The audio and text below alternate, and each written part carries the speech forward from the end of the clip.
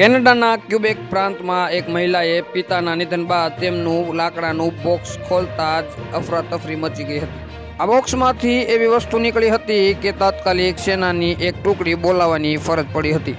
આખી ઘટનાની વિગતો એવી છે કે ક્યુબેકમાં રહેતી મહિલા કેન્ડ્રીન સ્મિમ્સ બ્રોન્ચમેન્સના પિતાનું ગત ઓક્ટોબરમાં મૃત્યુ થયું હતું. એ પછી કેન્ડ્રીન એક દિવસ ઘરમાં સાફ સફાઈ કરી રહી હતી ત્યારે તેને પોતાના પિતાનું લાકડાનું એક બોક્સ નજરે પડ્યું હતું. તેને લાગ્યું હતું કે બોક્સમાં કદાચ પિતા સાથે જોડાયેલી વસ્તુ હશે. બોક્સ ખોલતાની સાથે જ તેને આંચકો લાગ્યો હતો કારણ કે તેમાં એક ગ્રેનેડ હતો અને તે પણ એક્ટિવ ગ્રેનેડ હતો. તેણે તરત જ પોલીસને જાણ કરી હતી. જો કે પોલીસ અધિકારીઓએ પણ ગ્રેનેડને હાથ લગાડવાનું મુનાસિબ સમજ્યું નહોતું. તેણે સેનાની એક ટુકડી બોલાવી હતી. તેના જવાનો પણ જીવતો ગ્રેનેડ જોઈને હેરાન થઈ ગયા હતા કારણ કે ગ્રેનેડ 30 વર્ષ જૂનો હતો અને આ ગ્રેનેડ જીવંત હોવાથી તેઓ પણ આશ્ચર્યમાં મુકાયા હતા. આ ગ્રેનેડની સેફ્ટી પિન અથવા અકસ્માતે હટી જાય તો વિસ્ફોટ થવાની પૂરી સંભાવના હતી.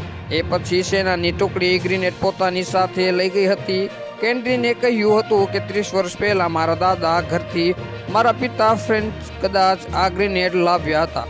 તે સમયે પરિવારને તેમને ગ્રેનેડ ફેંકી દેવા સમજાવ્યા હતા અને એ પછી અમે ગ્રેનેડ ઘરમાં જોયો નહોતો અને માની લીધું હતું કે તેમણે આ ગ્રેનેડનો નિકાલ કરી દીધો હશે.